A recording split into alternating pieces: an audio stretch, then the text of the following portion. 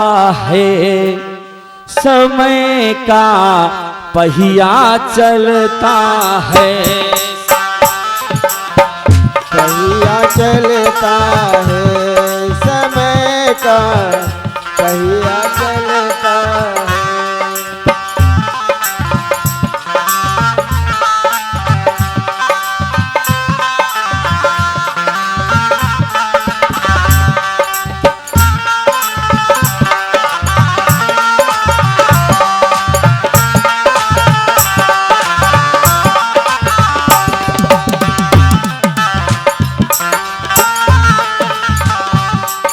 ये समय का पहिया जानते हो क्या?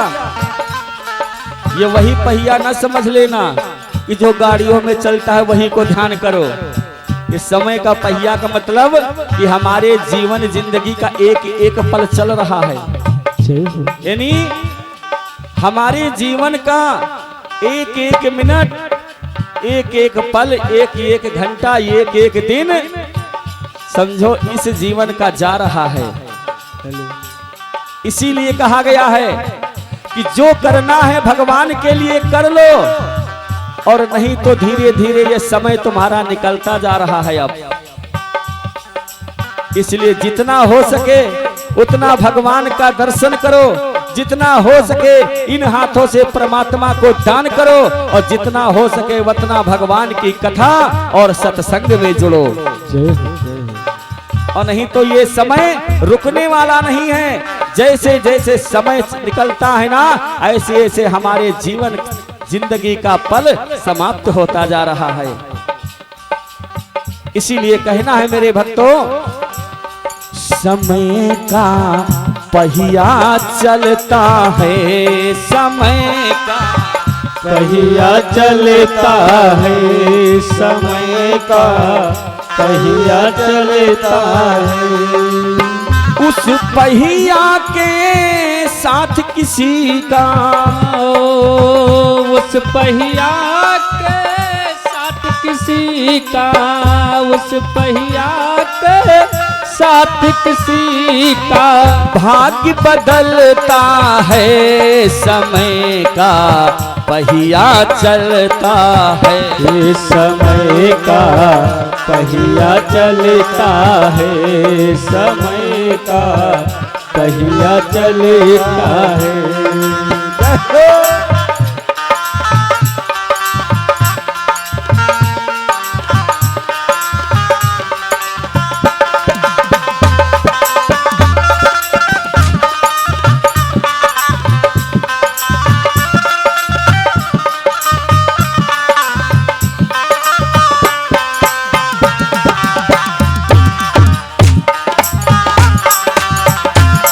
सभी भक्तसारियों के साथ भगवान के नाम का स्मरण करते हुए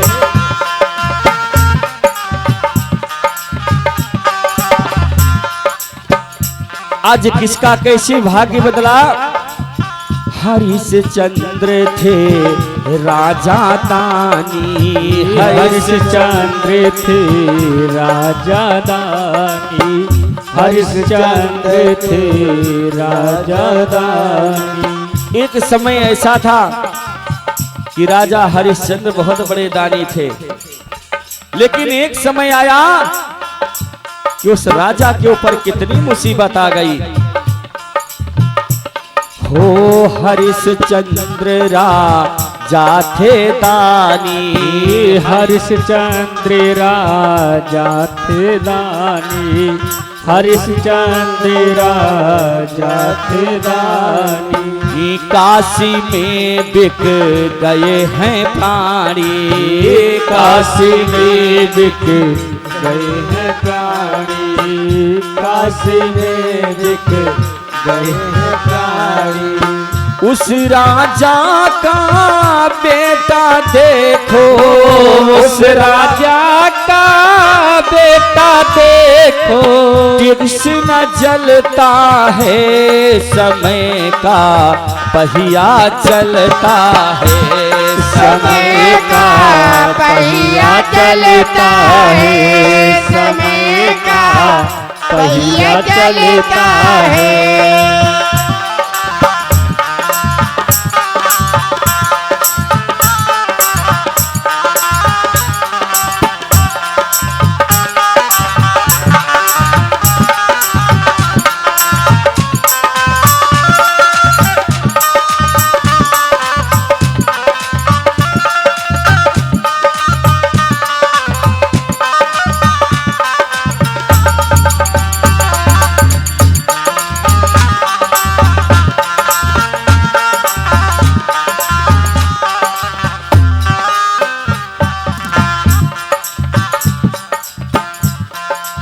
और क्या कहा गया है मेरे भक्तों? उगता सूरज है पूरब में, उगता सूरज है पूरब में, उगता सूरज है पूरब में। पश्चिम ढलता है समय का पहिया चलता है, समय का पहिया चलता है, समय का पहिया चलता है।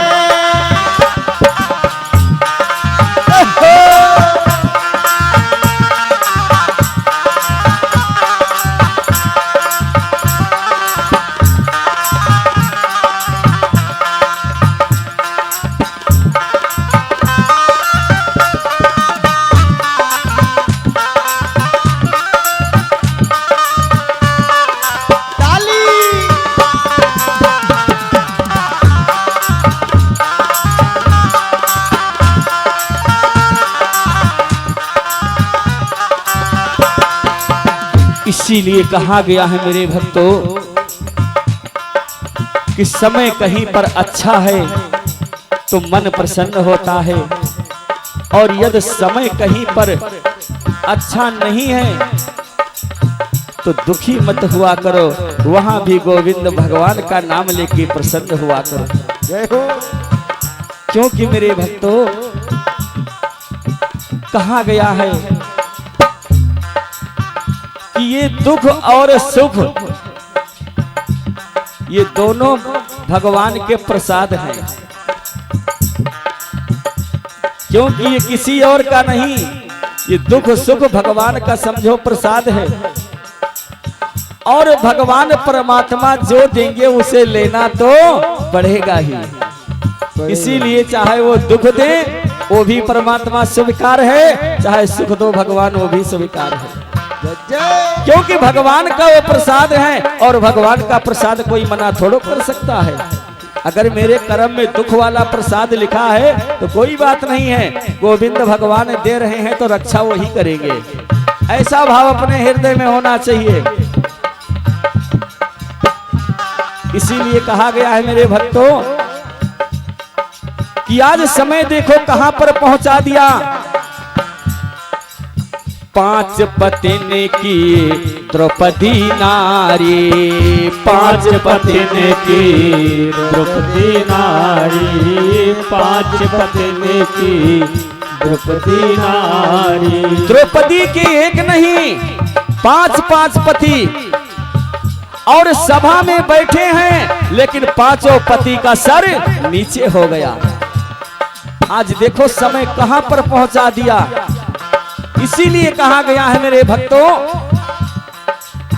5 पतिन की द्रौपदी नारी, 5 पतिन की द्रौपदी नारी, 5 पतिन की द्रौपदी नारी। सभा बीच में होई उघारी, सभा बीच में होते उघारी, सभा बीच में होते उघारी। आज द्रौपदी के 5 पति सभा में बैठे हैं लेकिन नीचे को सर लटकाए हैं, और उसी सभा के बीच में आज द्रौपदी की साड़ी खींची जा रही है।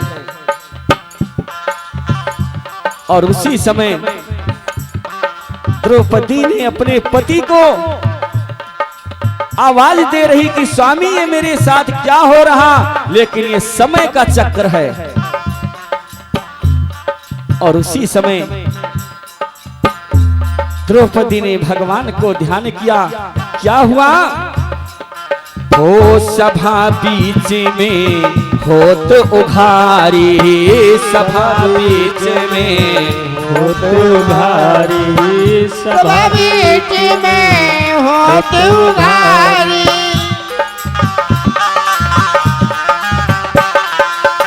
5 पति मौन बन बैठे, 5 पति मोने बन बैठे, बस ना चलता है समय का पहिया चलता है समय का पहिया चलता है समय का, पहिया चलता है समय का, पहिया चलता है समय का, पहिया चलता है। उस पहिया के साथ किसी का, उस पहिया के साथ किसी का भाग्य बदलता है समय का पहिया चलता है समय का पहिया चलता है समय का, पहिया चलता है। ओ उस पहिया के साथ किसी का, उस पहिया के साथ किसी का समय बदलता है, पहिया चलता है समय का, पहिया चलता है समय का, पहिया चलता है समय का, पहिया चलता है। प्रेम शिवलो वृंदावन बिहारी लाल की जय। प्रेम शिवलो राधा रानी सरकार की जय प्रेम हो। शिवलो श्रीमद् भागवत महाप्राण की जय हो। तो इसी तरह मेरे संत भक्त कहा गया है कि संसार में अपने को कभी चिंतित मत हो, क्योंकि संसार में ये सुख भी भगवान का है और ये दुख भी भगवान का है। धीरे धीरे समय बीत रहा है और समय के अनुसार जितना हो सके उतना भगवान को दान करो। भगवान ये नहीं कहते हैं हे मेरे भक्त मुझे तुम धन दौलत दान करो, भगवान कहते हैं मेरे भक्त मेरे लिए समय का ही दान कर दो। क्योंकि कहा जाता है मेरे भक्तों कि जैसे एक माँ को एक पिता को अपने पुत्र को याद आता है, वैसे भगवान को भी इस संसार के जितने प्राणी हैं सबको भगवान को भी याद आता है। जब रात के अंधेरे में अगर भगवान का जो भी भक्त है रात के अंधेरे में अगर सो जाता है तो भगवान उस समय आते हैं और आने के बाद देखते हैं कि अब मेरे भक्त सब इस विश्व के सो रहे हैं। भगवान का हृदय प्रसन्न होता है। और जब प्रातः काल यानी कि 4 बजता है तो 4 जब बजता है तो जिन जिन के ऊपर भगवान की कृपा होती है सबसे ज्यादा उसी की 4 बजे निद्रा खुल जाती है। बोलो गोविंद भगवान की जय। इसीलिए कहा जाता है कि भगवान हमारे हृदय में कितने करीब हैं, हमारे भक्ति हमारे हृदय में कितना है, भगवान हमको कितना चाहते हैं, ये सब भगवान से मत पूछो, अपने हृदय से पूछ लो, पता चल जाएगा। जब 4 बजे आपकी निद्रा खुल जाए ना तो समझो भगवान हमारे बहुत करीब हैं, क्योंकि 4 बजे सबकी बात नहीं है जागना। 4 बजे उठने का कार्य कोई कोई का होगा संसार में, और जिनकी आंखें 8 बजे खुलती हैं 10 बजे तो पक्का सोच ले कि हमारे ऊपर भगवान का असर नहीं, सीधा राक्षसों का असर है। बोलो गोविंद भगवान की जय हो। फिर समझो हमारे अंदर कोई भक्ति नहीं है। भक्ति का असर जानते हो, भक्ति का असर 7 बजे के अंदर दिखता है बस, और 7 से जहां 7:15 7:30 हुआ बस समझो दैत्यों का असर शुरू हो गया। इसलिए मैं गोविंद भगवान की कृपा से कहता हूं कि भले आप बिस्तर ना छोड़ो लेकिन आंखें खोल के बिस्तर पे ही राम राम राम राम श्रीमन नारायण जाप करो। यही तो परमात्मा देखते हैं अपने भक्तों का भाव। भगवान अपने भक्त को क्यों जगाते हैं? रात में निद्रा किसकी कृपा से आती है? याद है? रात में जो निंद्रा, कई बार लोग कहते मुझे नींद नहीं आती है, उनको टेबलेट लेना पड़ता है। कई लोग ऐसे हो गए जो टेबलेट खा के सोते हैं। तो निंद्रा जो होती है ना, इस निंद्रा को भगवान बांध के रखते हैं। और जब समय होता है कि अब जाओ, हमारे भक्त खा पी के सब निवृत्त हो गए हैं, 10 बजे के पहले कोई नहीं, 12 बजे के बाद सब सो ज्यादातर। तो ये योग माया है, निंद्रा जी को भगवान छोड़ देते हैं और कहते हैं जाओ अब संसार को सुला दो। और निंद्रा जी चलती हैं तो सबको सुलाती हैं। अब बताओ, भगवान अगर चाहे तो कहो सोते रहो दिन रात, का पता। और जब 4 बजता है तो निंद्रा जी को भगवान फिर बांध देते हैं और कहते हैं अब आप जाओ, अब हमारी बारी आ गई। और 4 बजे से भगवान अपने भक्तों को जगाना शुरू करते हैं। किस लिए जानते हो? कि अब उठो, और उठते ही सबसे पहले हमारे नाम का स्मरण करो। भगवान का भाव क्या होता है कि हमारा भक्त उठेगा तो सबसे पहले हमारा नाम लेगा। और जैसे वह कई आंख खुले, सबसे पहले वह कई माया धन दौलत खाए लागे। यार सवेरे उठी रहे, चली जल्दी यार, खेते भी कार्य करे खे, आज हमका वहां जाके, आज हमका यहाँ जाए खे। भगवान के लिए भगवान रह गए। कहीं हमने तो जगावा के शायद हम अब्बे राम राम जपे, अब्बे श्रीमन नारायण के है, और यह सब तो भूल ही नहीं गवा। तो कई लोग ऐसे हैं, उठते ही वो भगवान का नाम नहीं लेते हैं। और भागवत शास्त्र कहती है कि निंद्रा खुले तो सबसे पहले जय श्रीमन नारायण जी, क्योंकि आपकी कृपा से आंखें खुली हैं, इसलिए हे प्रभु मैंने सबसे पहले आपको हाथ जोड़कर प्रणाम किया। और यदि तुमने भगवान को प्रणाम नहीं किया तो भगवान भी सोचते हैं कि हम तुमका बेकार है भाई जगावा, जो तुमका हमारा नाम ही नहीं लेकर रहा तो 8-10 बजे ले हमें क्या जरूरत रही। तो मैं सभी संत भक्तों से यही कहता हूं कि जब पहले निंद्रा जैसे ही खुले, और देखो 4 बज गए, 5 बज गए, 6 बज गए, तो सबसे पहले आंख खुलते जय श्रीमन नारायण भगवान। क्योंकि भगवान को जानते हो, भगवान को अपने भक्त का इंतजार होता है। वो इंतजार करते हैं कि अभी हमारा भक्त उठेगा, हमारे नाम को स्मरण करेगा, नहाएगा, हमें 1 लोटा जल देगा, उसके बाद हमारा भोग लगाएगा। भगवान को भी आपका इंतजार होता है। लेकिन ऐसे लोग हैं कि भगवान का भोग लगाना क्या कहें। संसार में ऐसे लोग हैं भगवान को मत्था तक नहीं टेकते हैं और घर से निकलकर चले जाते हैं। मैंने एक बार, यहाँ पे थोड़ी दूर की बात है, यानी एक शहर था छोटा से, और वहां पर मैं गया था पूजा कराने। तो जहां पर मेरी पूजा हो रही थी वहीं पर उनके बगल में एक जो है बढ़िया सा अलमारी बना रखे थे और खूब सजाए हुए थे भगवान का सब कुछ, वहां बढ़िया बढ़िया फोटो वगैरह, बढ़िया मूर्ति अच्छी सी अच्छी खूब सजाए थे। तो मैंने गया, जब पूजा करवाया तो सामने जब देखा भगवान की मूर्ति है, मंदिर बढ़िया सजा है, तो मैंने कहा कि ऐसा है जाके परमात्मा की आरती कर लो, वहां भी प्रसाद चढ़ा दो, धूप बत्ती लगा दो। तो उन्होंने जानते हो क्या कहा कि पंडित जी मैंने भगवान को यहाँ कोई नहीं रखे हैं, ये तो हम सजावट के लिए रखे हैं। अब बताओ, भगवान से लोग को यानी सजावट के लिए भगवान को लाते हैं।